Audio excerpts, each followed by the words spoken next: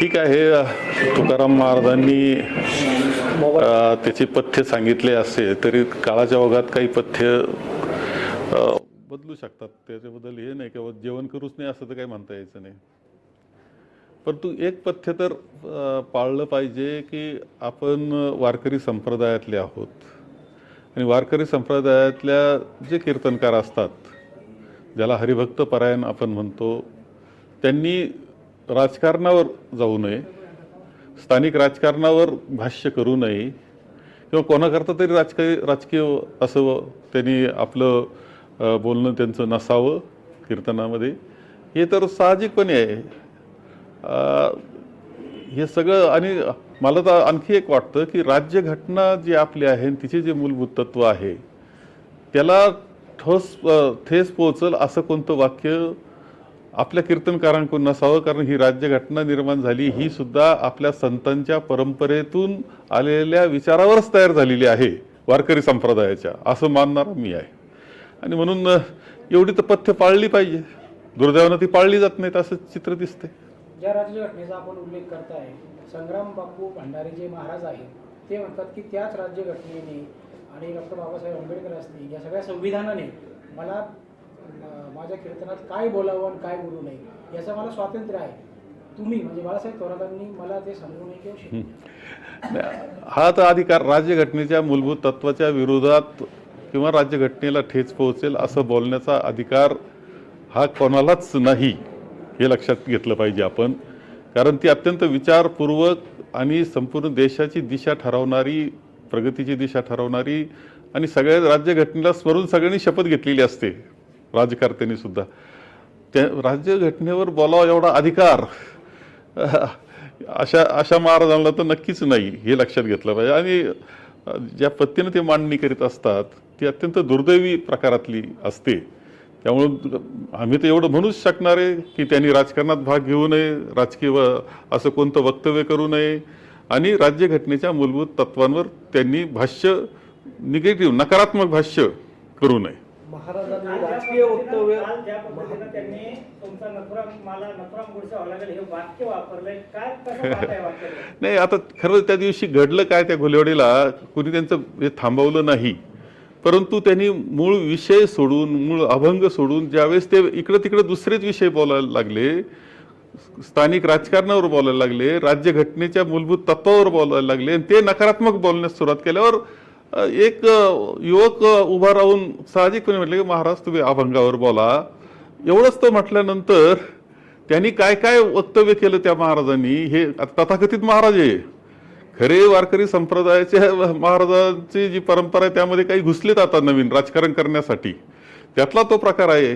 आणि त्यांनी त्यानंतर जे केलं तर कुणीही त्यांचं कीर्तन थांबवलेलं नाही, कोणताही हल्ला त्यांच्यावर झालेला नाही, कोणत्या गाडीची त्यांची फोडतोड झालेली नाही. हे तुम्हा सगळ्यांना सुद्धा, पत्रकार मंडळी तिथं होती ते मला सगळ्यांना माहिती आहे.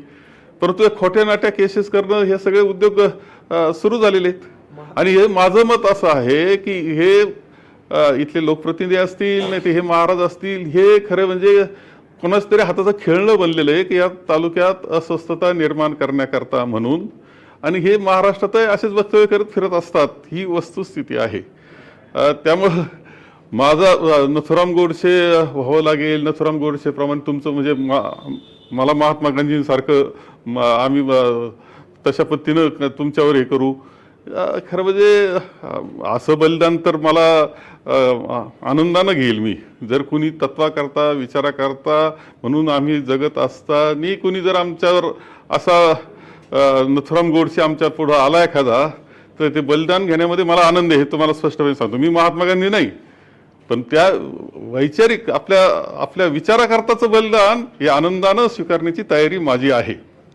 महाराजांनी राजकीय वक्तव्य केलं म्हणून विरोध झाला असं आपण म्हणालात, मात्र त्या ठिकाणी नेमकी मारहाण झाल्याचा देखील आरोप होतोय आणि आपल्या कार्यकर्त्यांनी मारहाण केल्याचा देखील आरोप होतो. याकडे कसं? नाही, आरोप म्हणजे खोटे कलम लावणं, अटक होती म्हणजे नॉन बेलेबल कलम लावणं, याच्याकरता मग जे घातलं गेलं ते नवीन नवीन घातलं गेलं. वस्तुस्थितीमध्ये असं काहीही घडलेलं तिथे नाही. एक युवक उभा राहिला आणि तो असं म्हटला की महाराज अभंगावर आपण बोललं पाहिजे, एवढं झालं. आता त्याच्यावर ते बाकी बघ त्यांनी जे वक्तव्य केलं त्यामुळे आणखी नाराजी वाढली.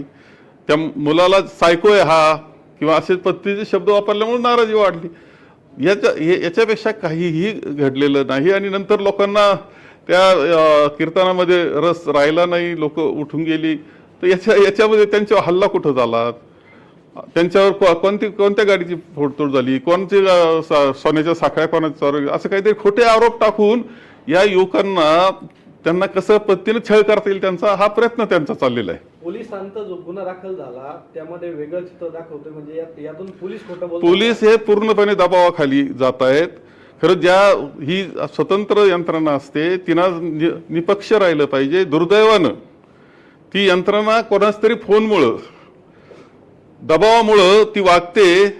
आणि हे दबाव एवढ्या करताच आहे की इथं कुठेतरी अशांतता निर्माण करण्याचा प्रयत्नाचा तो भाग आहे. आणि त्याकरता आणि ह्या जे युवक पुढे येतील त्यांचा छळ करण्याकरता म्हणून हे चाललेलं आहे. काही तर तिथं हजर नव्हते त्यांचे सुद्धा नाव आले असं मला समजलंय. काल तुषार भोसले यांचं आंदोलन झालं, त्यात त्यांनी असं सांगितलं की राहुल गांधी यांनीच वरिष्ठ पातळीवर आदेश दिलेले आहेत की अशा पद्धतीनं जे काही हिंदुत्वाचा प्रचार होतोय तो रोखण्याचं काम आता सर्वांनी करावं. हे वारकरी संप्रदायामध्ये जो वारकरी भागवत धर्म आम्ही त्यातलेच आहोत. आमच्या पिढ्यानपिढ्या आम्ही वारकरी संप्रदायामध्ये राहिलो आहेत. आपल्या तालुक्यातले जे काही कीर्तन आहेत सप्ते होता त्यामध्ये आम्ही असतो. तालुक्यातले सगळ्यात मोठे हरिनाम सप्ताह जो गंगागिरी महाराजांचा असतो ते 5-7 वेळा आम्हीच इथे केलेले आहे. वारकरी संप्रदाय आम्ही वेगळे निघू शकत नाही, पण वारकरी संप्रदायाच्या तत्वज्ञानाशी आम्ही निगडीत आहोत. आम्ही पक्के हिंदू आहोत, आम्ही पक्के वारकरी संप्रदायाचे आहोत. आम्ही भागवत धर्म मानणारे आहेत. फक्त त्यांच्या दृष्टीने असं का एकच आहे की आम्ही कोणाचा द्वेष करीत नाही आणि मानव धर्म मानतो. कुणी चुकला तर शिक्षा झाली पाहिजे असं मानणारे आहोत, पण मानव धर्म मानणारे आम्ही आहोत हा त्यांच्या दृष्टीनं मुद्दा आहे. हे द्वेषाचं राजकारण जे आहे ते केवळ राजकारण करता सत्तेकरता चाललेला त्यांचा खेळ आहे. आणि आम्ही मात्र देश चांगल्या पद्धतीनं बंधुभावांना पुढे जावं याकरता प्रयत्न करतोय. स्थानिक स्वराज्य संस्थांच्या निवडणुका लक्षात घेता हा हिंदू मुस्लिम वाद पेटवण्याचा प्रयत्न होतोय. एक पाहिलं आपण विधानसभेच्या अगोदर सुद्धा हे प्रयोग त्यांचे झाले. बऱ्याच वेळा असं असतं की निवडणुका आल्या म्हणजे दंगली केल्या तर आयते मतं साकारतात हे यांना माहिती झालेलं आहे. आणि त्याच्यातून अशा प्रकारचं वातावरण निर्माण केलेलं आहे जातं. हे अनुभव विधानसभेच्या वेळेस होता. त्यावेळेस जे आरोप केले त्याच्यानंतर काय झालं याचा तपास नाही. आता पुन्हा स्थानिक स्वराज्य संस्था आल्या तर महाराष्ट्रात असं वातावरण निर्माण करण्याचा प्रयत्न माझ्या ते सुरू झालेला आहे. त्याची सुरुवात आपल्यापासून संगनेरपासून केली असं दिसतंय. संग्राम बापूंचा जो व्हिडिओ आलेला आहे त्यात त्यांनी असं म्हटलं की महाराष्ट्रभर कुठेही कीर्तनकार प्रवचनकार यांच्यावर हल्ले झाले तर बाळासाहेब थोरातांना गुन्हेगार करा. त्यांनी काय म्हणावं तर त्यांचा मुद्दा आहे. जो माणूस नथुराम गोडसेचं नाव घेऊन बोलतो तो माणूस वारकरी होऊ शकतो का? गुलेवाडीच्या कीर्तनापासून तर नथुरामांच्या वक्तव्यापर्यंत जी काही प्रक्रिया घडलेली आणि आज आपल्या तालुक्यामध्ये जे कीर्तनकार आहेत त्या संप्रदायात आता बैठक झाली तर त्यांच्या काय प्रतिक्रिया आहेत? आता जे काही कीर्तन नाही त्यांचं म्हणणं हेच आहे की याच्यात राजकारण नसावं हीच अपेक्षा त्यांची आहे. आणि माझा जो वारकरी संप्रदायाचा जे कीर्तनकार आहेत आणि खरे वारकरी संप्रदाय खरे कीर्तनकार, ढुंगी कीर्तनकार नाही, बुरखा पांघरलेले कीर्तनकार नाही, खरे कीर्तनकार आहेत ते असंच म्हणतील की आम्हाला काही त्या वादात पडण्याचं काही कारण नसतं. असंच म्हणतील, राजकारणात पडण्याचं आम्हाला कारण नसतं. आमचा वारकरी जो विचार आहे संतांचा तो लोकांपर्यंत पोहोचवणं हेच काम आमचं असतं असंच मानणार. गुन्हा दाखल झालाय कार्यकर्त्यांवर, यापुढची आता आपली भूमिका काय असणार आहे नेमकं? आपण गृहमंत्र्यांकडे मुख्यमंत्र्यांकडे याबाबत नाही, गृहमंत्र्यांपर्यंत हे तर आपोआप पोहोचतंयच तुमच्या माध्यमातून.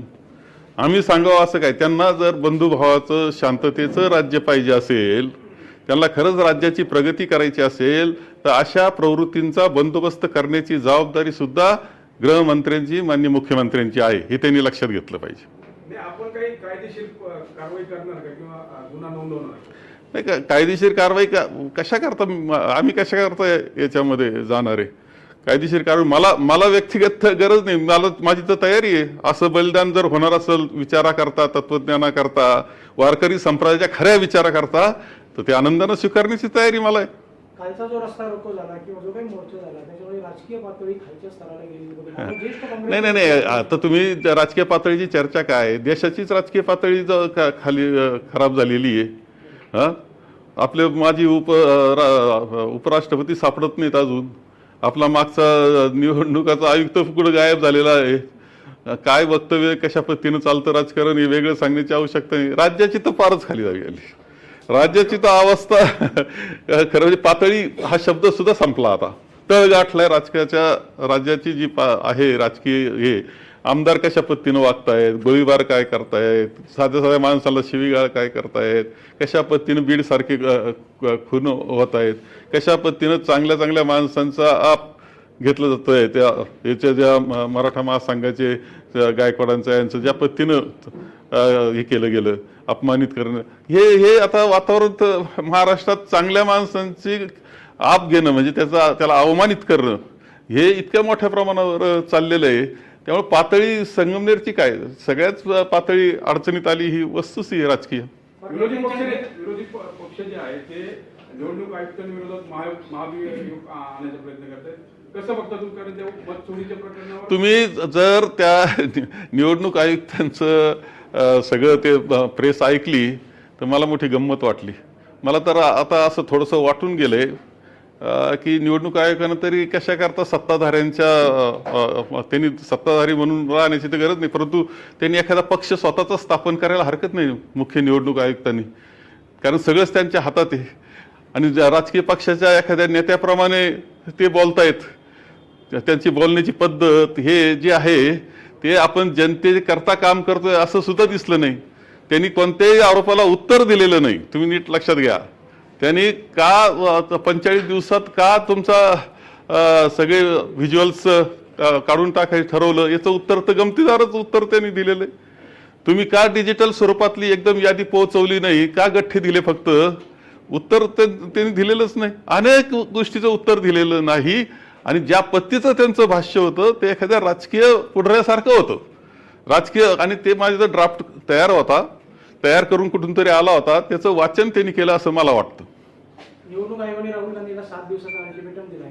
त्याला काय अर्थ नाही, त्या अल्टिमेटमला अर्थ नाही. ते राजकीय टाईपचं जे लिखाण कुठून तरी आलं ते त्यांनी वाचून दाखवलं. पुढं कोणाच तरी कोणतरी निर्देशाप्रमाणे ते चालतायत. ते स्वतंत्र पद्धतीनं स्वायत्त म्हणून जे वागलं पाहिजे तसं वागणं दिसत नाही. आम्हाला सगळ्यांना शेषनची आठवण येते आजही या कारणानं की स्वायत्तता काय असते आणि कशा पद्धतीने निवडणूक राबवली जावी याचं आदर्श उदाहरण इतिहासामधलं ते राहणार आहे. रोहित पवारांनी संजय शिरसाटांवर 5,000 कोटीचा भ्रष्टाचाराचा आरोप केला आहे. संजय शिरसाटांनी 15 एकर जमीन एका कुटुंबाला दिल्याचा देखील आरोप होतोय. नेमकं मंत्र्यांचे जे आहे ते घोटाळे आता बाहेर आहे ना, सुरुवात झाली. नाही अनेक घोटाळे. त्यामुळं कोणकोणत्या घोटाळ्याबद्दल बोलायचं हा प्रश्न आहे. अनेक अडचणी आहे.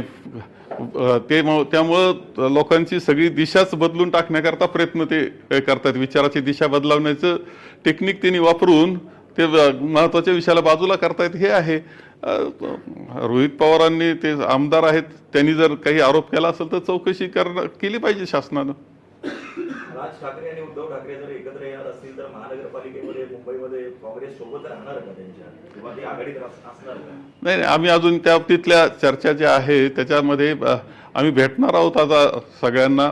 माननीय पवार साहेबांना भेटणारे, उद्धवजींना भेटणारे आणि त्याच्या चर्चेतून कशा पद्धतीनं पुढे जायचं हे ठरवू आम्ही. परंतु शेवटी आमच्या दृष्टीनं भारतीय जनता पक्ष त्याचं तत्त्वज्ञान त्याची कार्यपद्धती ही आम्हाला मान्य नाही. आम्ही त्यांच्या विरुद्ध काम करणार. तर संगमनेरमधून आता ज्यांनी 40 वर्ष लोकप्रतिनिधी म्हणून काम केलं त्या नेत्यांची नवीन आमदार जे अमोल खताळ त्यांनी DNA मागितलं. DNA तपासावा लागेल म्हणे.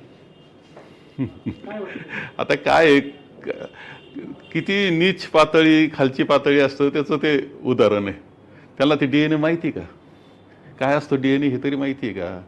DNA शब्दच प्रथम कुणीतरी लिहून दिला असेल आणि तो बोलला असेल. याच्यापेक्षा त्यांची बौद्धिक पातळी नाही. पराभव झाल्यानं संगमनेर अशांत करण्याचा प्रकार तुमच्याकडून नाही माझ्याकडून काहीच कारण नाही. अजूनच सगळ्या हरिनाम सप्त्यामधलं माझं भाषण मुद्दाम पहा.